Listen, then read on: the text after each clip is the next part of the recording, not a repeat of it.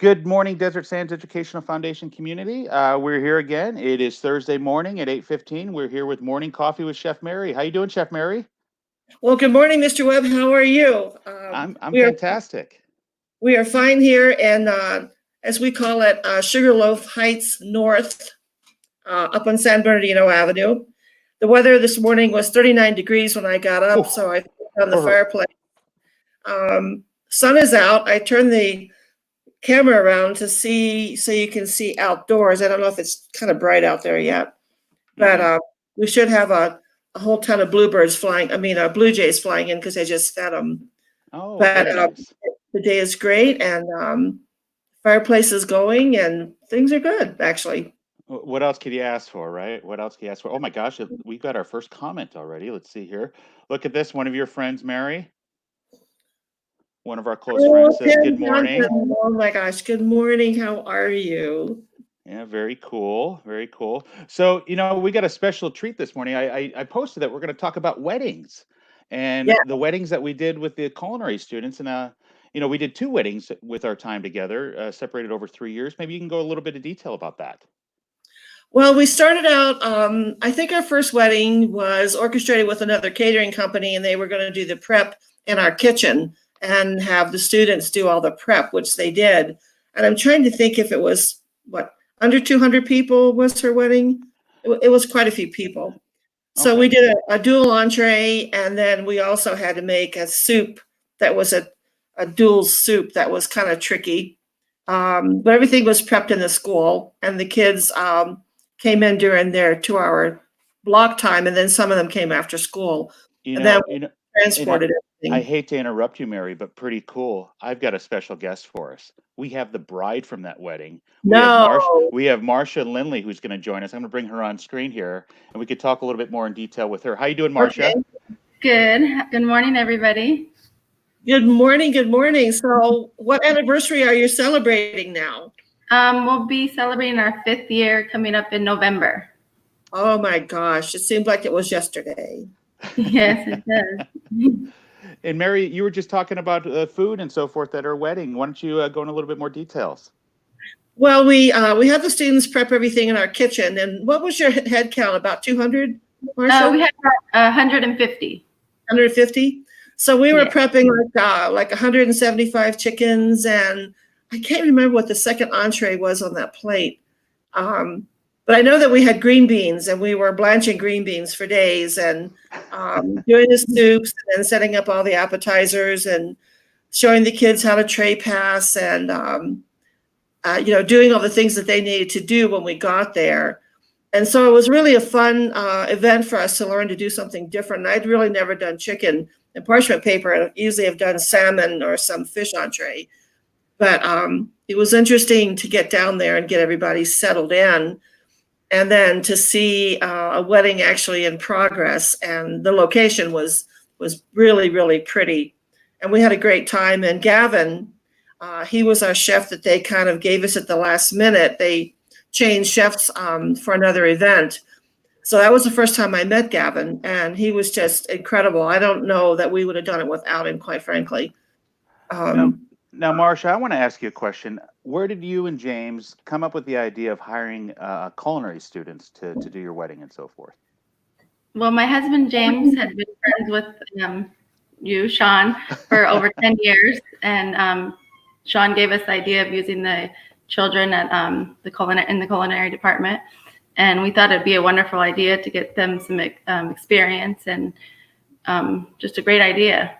Yeah, no, it was definitely a fun time, because I want to say for a lot of those students, were freshmen and sophomores that worked with you, Mary, right? Oh yeah, they were. Because I remember Mark Waldron was one of them, and I'm pretty sure they were 9th and 10th graders at that point. Yep, and I remember Itzy working that wedding, being there. Yeah, she did. And just so you know, Marcia, these students have all graduated now. And the student I just mentioned, Itzy, she's actually a full-time cook over at the La Quinta Resort. And, oh, wow.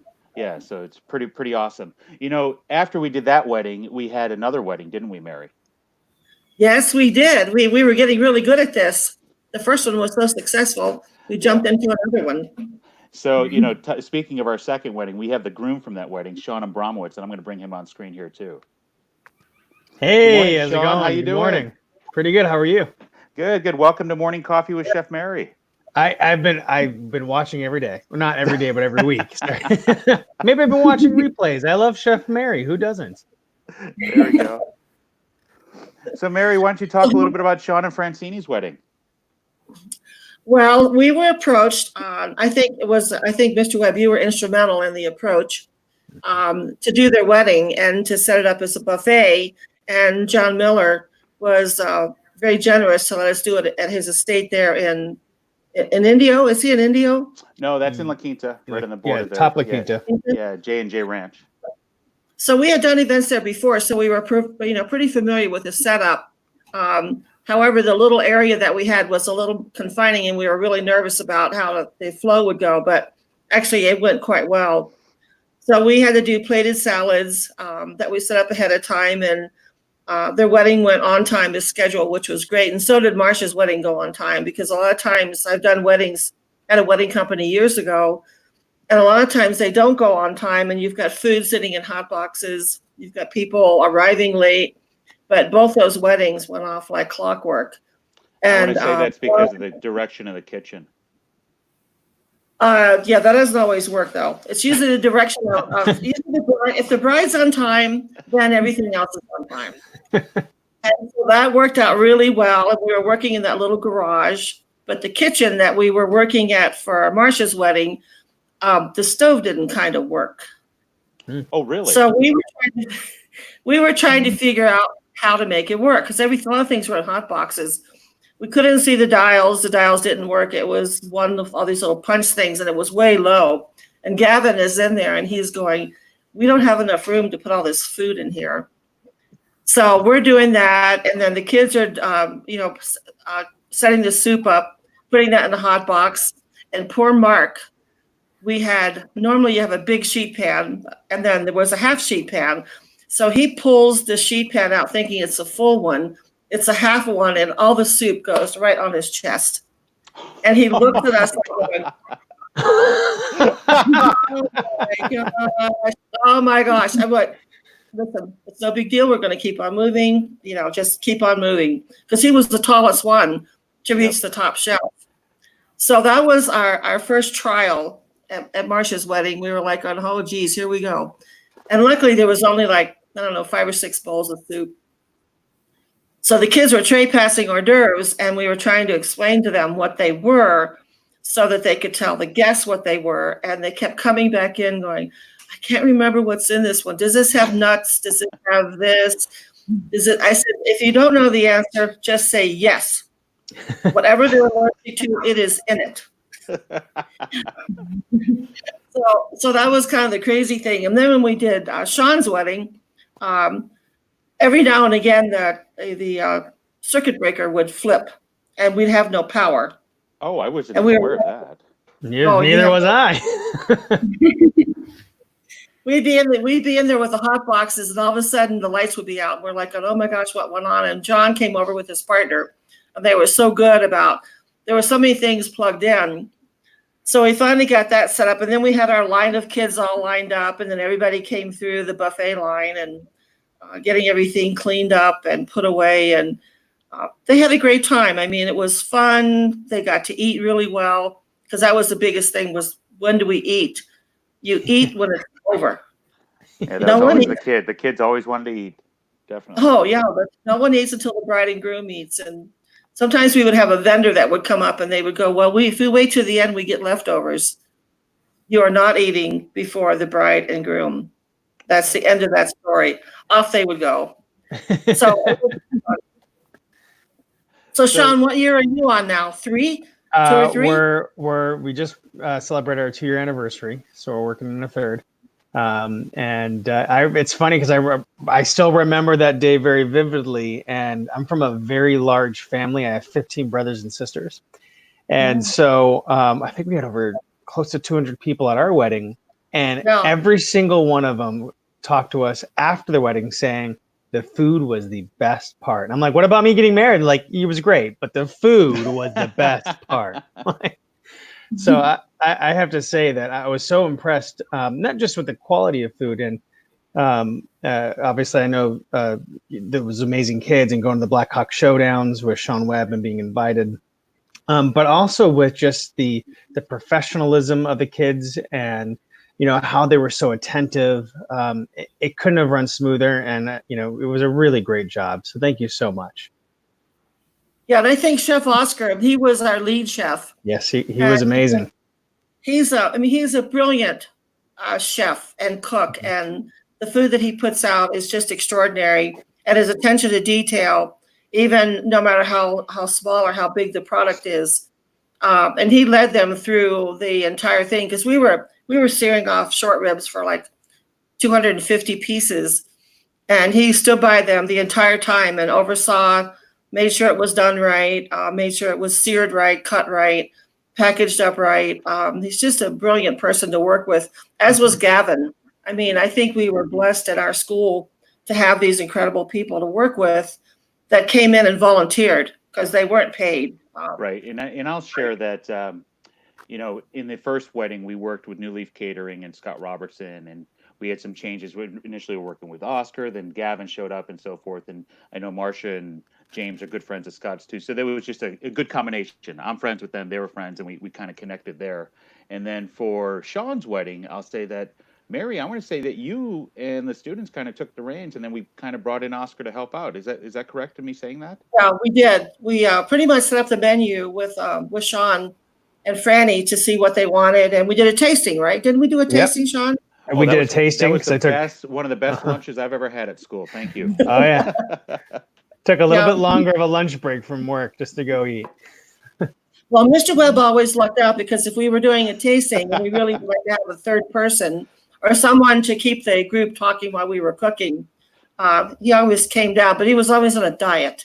I don't know. The seafood diet, Mary. I see the food, I eat the food. I'm really on a diet, but I will try some of that. So Marcia, I'll say, I know that you are a Desert Sands parent. You have a couple of your kids that appeared in our videos for Teacher Appreciation Week. And your kids were actually at the wedding, and they got to taste the food that the culinary students made. Is there any chance that they're going to be LQHS culinary students in the future? I would sure love to have them there. I love the program. I think that it'd be nice if all the high schools in the Valley had something similar to that, because it's a great program for kids to be learning if they're interested in culinary. Yeah, definitely. Mm-hmm. And just to plug a little bit here, all of the high schools in the desert, not just in Desert Sands, but all the high schools in the desert have career programs. And I know that you guys are all the way out in the TP, and the closest high school to you may not be a Desert Sands school, but I know that Rancho Mirage High School has got a striving automotive program as well as a culinary arts program as well. Yeah. Oh, okay. Most definitely. Yeah. Maybe, Marcia, can you share something about your favorite thing about the wedding? I would just say that everything was beautiful. It went off without any problems. I wasn't aware of anything that went on in the background, but for me, it seemed to be just wonderful, and the food was wonderful. And I still get people, guests that were at the wedding, talking about it, saying what a wonderful time they had and how wonderful the food was. Mm-hmm. And it was just beautiful. Awesome. So thank you for everything. Yeah, I remember the first time bringing in yourself and James into the kitchen to talk about this, and we had Mary there, and I remember we even included some students to be part of that process so they can hear, just to be part of it. I want to say Mary and Chef Robertson kind of ran point on the meeting in regards to the food and the service and what was going to be offered, but I remember students being there just to be part of the process. And I want to say that was probably the first time they ever got to experience something like that. So thank you for allowing the students to participate in your special day. Both of you. Thank you. Thank you. Absolutely. Well, I think what was interesting with them is we showed them how to figure out how much food they needed, how much meat per person, how many portions we needed to do a good plate count to make sure we had the right amount of plates. Because there's a lot of detail that goes on behind the scenes to make sure that if you're serving 150 people, that you actually serve 150 plates, and to have them do the plate count. And then when you're tray passing hors d'oeuvres, how many you need per person, how often you want to go through, how you want to set up the hors d'oeuvres. That's all pretty critical to make everything flow so that we're working with a timeline. And both of you guys gave us a great timeline that was reasonable, that we could work and make it work. And being an outdoor wedding in the desert is always kind of iffy if the wind's going to pick up, or if it's going to be too hot or too cold, or if it's going to be dark. Most often we found with weddings in the desert is they don't realize how dark it gets at nighttime. And now you're trying to present food in the dark. And that was one thing at John's wedding. We were trying to get the backlighting so when people came through the buffet, they could see. And unfortunately, I didn't get to go out to the front of the house with Marcia's wedding. We were so busy in the back, getting into the second and third phase of it. But the kids were helping to bus. And so it was good for them to know, serve to one side, remove from another. Don't stack your plates a mile high, ask politely, can you take their plate? So there's all those elements that people don't realize that as professionals, we kind of just, we know what to do. And, we did a third wedding with Oscar with the students for someone who is with the school system. I can't remember who they were, but a lot of our teachers were at that wedding as well. And they also, one of the professional servers said it was the best group of servers they'd ever worked with. Mm-hmm. So that was incredible, and Oscar orchestrated that wedding as well. Right. No, I'll say that, I get accused sometimes of combining my personal and professional life. And I like to say that I live a very professional life.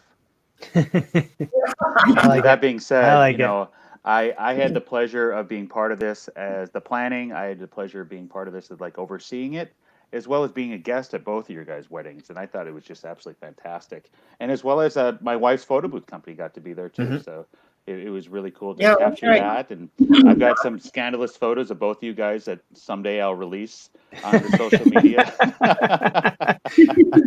Only when I'm a lot older. And then, what is it, Mary? I want to say that at each event, we did make it into the photo booth for each of the events too. We did. Students had a great time with that because that was sort of their downtime to release all that energy. Because when you've got 25 students that are just geared to the hilt with energy, and you're an older person that's into the deal, it's just trying to keep them in place and quiet and not poking each other or dancing or wearing the wrong kind of hat or whatever was always trippy. So Sean, what are you doing now with life? I'm working from home. I'm still at KESQ, yeah.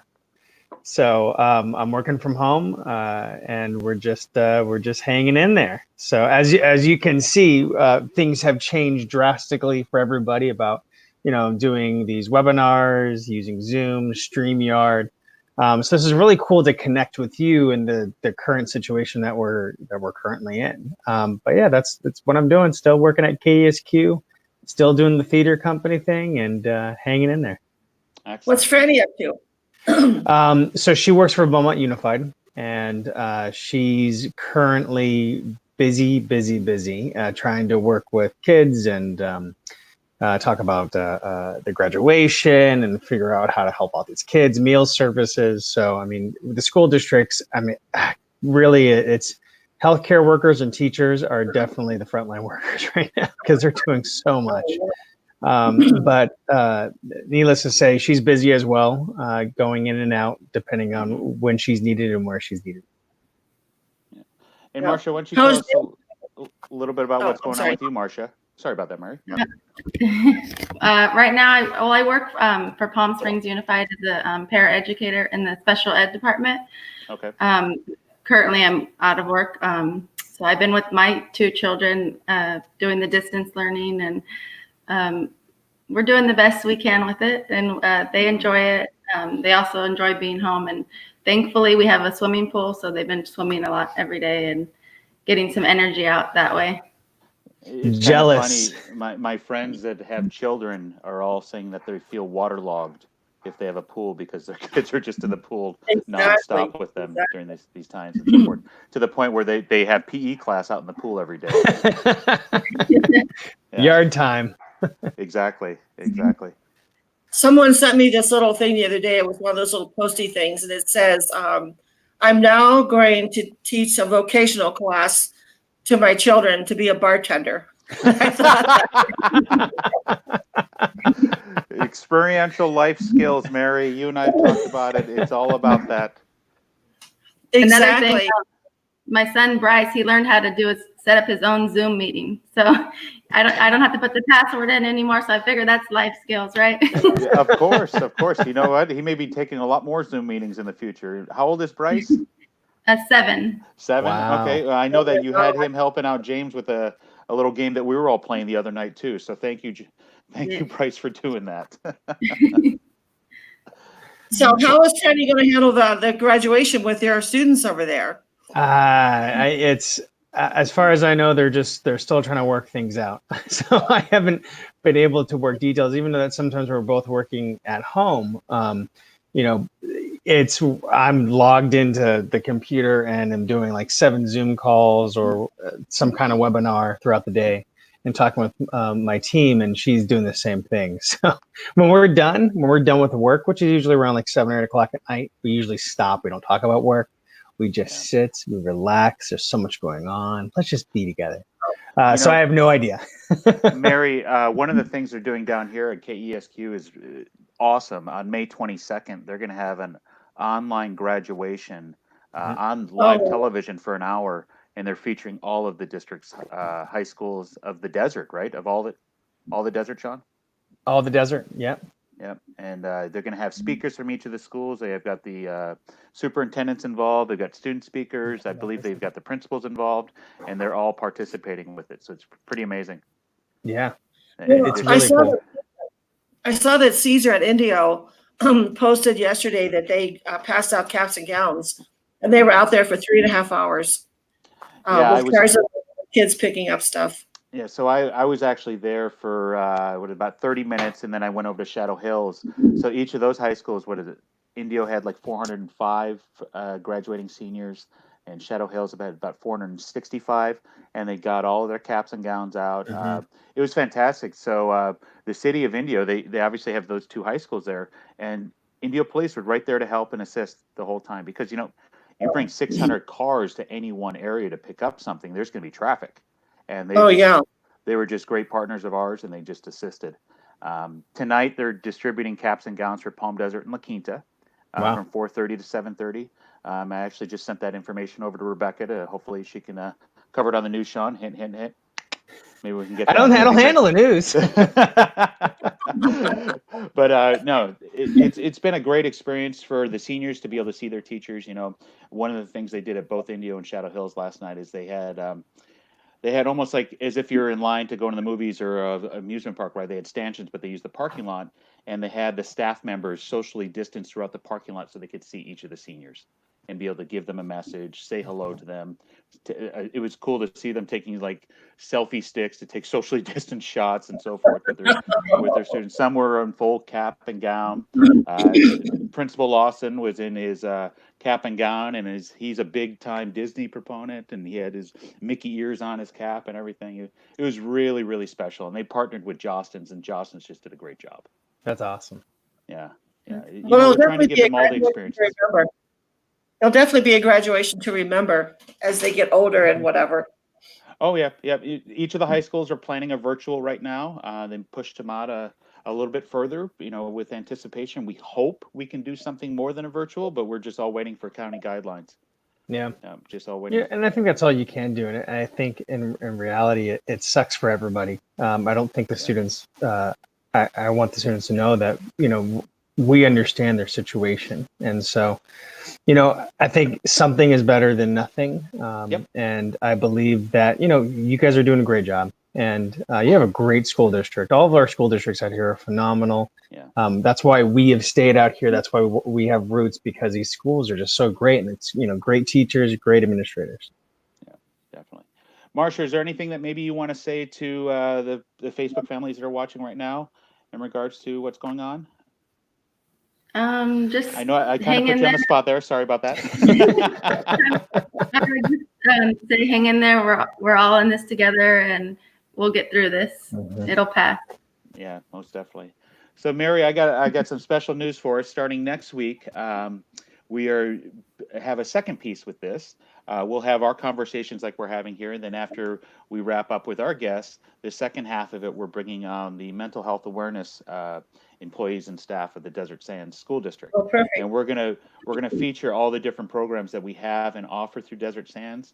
I'm actually doing the first one this afternoon with our assistant superintendent and one of our therapists, and they are bringing their therapy dog, Butters. So I'm excited that we're going to get to learn a little bit more about Butters and the programs that we have here at Desert Sands. But thank you, Mary, for joining us again. We've got a full schedule planned for next week. I will definitely touch base with you then, all right? Great. It's just great to see you, Sean and Marcia. My gosh, thank you for letting us do your wedding. Of course. It was great that we knew you. Most times I don't really know the bride and groom when you come in as a caterer because you're kind of hired through a third party. But to be able to see you and see you come in your gown and you guys all in your tuxedos, and it's always an exciting time as a caterer to see that part of it. You kind of get these chills through your whole body when you see something that's so beautiful and everyone's having a good time, and the generosity and taking really good care of our students. That was real important to us, that they had that personal recommendation or comments made to them about the good job they did. And so you pass that on to your guests. That was very special for us. Absolutely. And thank you for everything. I think this comment kind of wraps it up nicely. I know that Tim was also in Marcia's wedding, and he's a good friend of mine as well as my brother-in-law. We'll end it with this. Great to see your faces today. Everybody have a great day. Hey, be safe, be well. Thank you, guys. Bye, everybody. Bye, guys. We'll see you next Tuesday. Bye. Bye, Sean. Bye, Marcia. Bye. Bye-bye.